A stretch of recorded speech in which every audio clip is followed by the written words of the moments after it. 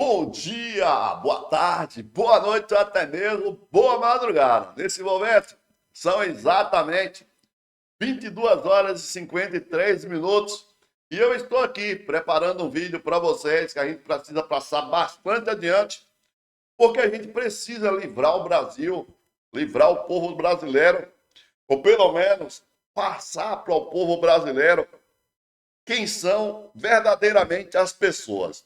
Meus amigos, nós vamos trazer para vocês aqui uma fala do Zema, uma fala curta de 1 minuto, mas é totalmente absurda. E depois nós vamos trazer, sabe quem? A Simone Tebet, desmoralizando o cara.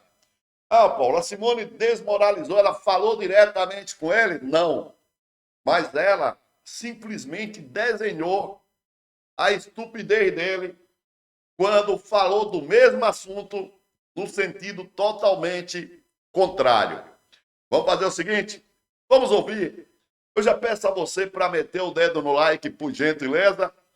Vamos ouvir primeiramente esse aloprado chamado Zema, que eu não sei por que diabos o povo de Minas reelegeu esse cara governador de um dos estados mais maravilhosos que esse país tem. Vamos ouvir e presta atenção na estupidez. Vamos lá. Isso também, na minha opinião, é um problema. O que é o BRICS? O BRICS, para mim, é um Frankenstein. Um pedaço de boa parte do mundo que não tem nada em comum. Esses países dos BRICS são cristãos, como o Brasil? São democráticos, como o presidente Lula prega tanto? São geograficamente próximos do Brasil? Então, é um arranjo que não faz sentido. Me parece que muito mais para questionar mercado europeu, América do Norte, do que propriamente para fazer algo que funcione. Então, na minha opinião, o Brasil deveria voltar para aquela posição tradicional. Sou amigo de todo mundo, me relaciono bem com todo mundo e não ficar como um insurgente da ordem mundial. Bem, meus amigos, vocês acabaram de ouvir aí uma das maiores estupidez que um cidadão que se diz candidato a presidente poderia dizer. Você já parou para pensar a condição hoje de mercado do Brasil com a Ásia e os Estados Unidos, com a Ásia e a Europa? Por que os BRICS seriam Frankenstein? Quer dizer que os Estados Unidos só faz comércio com quem é igual aos Estados Unidos? Um dos maiores parceiros dos Estados Unidos é Israel, que hoje está aí cometendo esse genocídio na faixa de Gaza. Ninguém não diz nada. Arábia Saudita, parceira dos Estados Unidos, é democracia? A Venezuela, os americanos compram petróleo da Venezuela. O Trump acabou de autorizar a Chevron continuar explorando na Venezuela. Do que esse imbecil está falando? Mas melhor do que chamá-lo de imbecil, eu vou pedir a você para meter o dedo no like e vamos trazer uma pessoa aqui que ela tem muito mais know-how nesse momento para falar desse idiota do que o Paulo, mesmo sem citar o nome dele, mas falando também dos BRICS. Vamos ouvir Simone Tebet. Olha o que é que ela diz. Ninguém tem bola de cristal, mas eu vou arriscar dizer assim, né? Algo que a gente tem visto conversando com todos os setores, né? Não só com o poder público, mas com setores privados. Obviamente que o mundo não será mais o mesmo. Acho que a gente não via, ou não, eu não lembro de ter visto tanta economia estar atrelado, decisões da maior potência do mundo estar atrelado na discussão econômica com a pauta política e ideológica.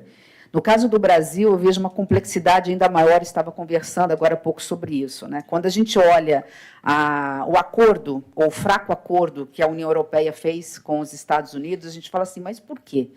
Primeiro, será que a Europa vai ter condições de honrar o compromisso de mais de 1 trilhão e 300 milhões de dólares, que foi combinada, não sei em quanto prazo, de investimento a ser feito nos Estados Unidos, à custa do quê? De uma certa proteção militar ou bélica, né, na preocupação que a Europa tem com uma possível invasão da Rússia em territórios europeus? Será que vai conseguir cumprir? O que está por trás de tudo isso? Quando a gente olha o acordo dos Estados Unidos com a Europeia e com o Japão, a gente vê basicamente pelo lado dos Estados Unidos que é uma visão econômica, déficit na balança comercial. Quando a gente olha para o Brasil, a gente não vê nada disso. Nós somos deficitários e eles superavitários, e dos 10 maiores produtos que nós importamos dos Estados Unidos, 8 já têm tarifa zero.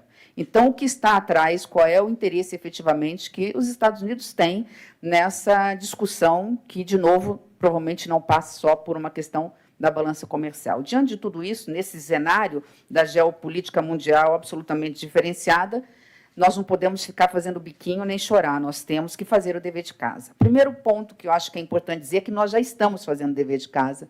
Seja quando estamos preparando o Brasil para o futuro, a reforma tributária é um exemplo disso, né? Seja quando temos planos nacionais, eu vou focar muito na parte de transporte para deixar especificamente com números os meus colegas comentarem, no que se refere ao plano nacional que nós temos de infraestrutura e logística no Brasil. O Ministério do Planejamento e Orçamento, junto com o Ministério dos Transportes, o Ministério de Portos e Aeroportos e mais 2 ou 3 ministérios, estão elaborando, dentro da estratégia Brasil que queremos para os próximos 25 anos, que vai ser entregue este ano, na COP30, pelo governo do presidente Lula ao Brasil, tem um capítulo fundamental para o desenvolvimento sustentável, econômico sustentável do Brasil, um capítulo fundamental ligado à infraestrutura e logística.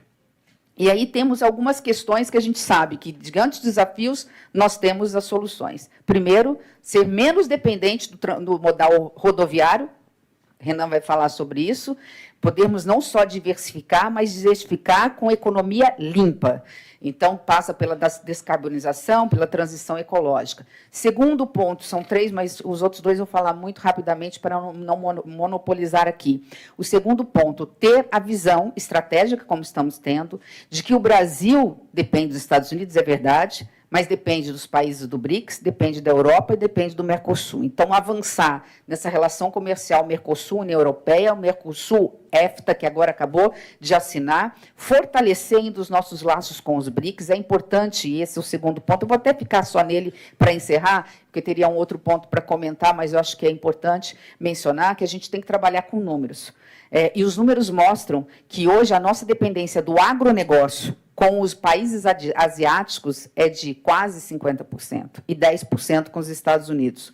Quando a gente fala da agroindústria, portanto, celulose, carne, etanol, nós estamos falando de quase 60%, até um pouco mais de 60%. E quando a gente fala, portanto, da indústria também, e quando a gente fala da indústria, esse número é de 4 vezes por 1, ou seja, 4 vezes mais para a Ásia do que para os Estados Unidos. Não são excludentes, porque a gente precisa dos Estados Unidos, mas isso tudo para mostrar o quanto o Zema é burro.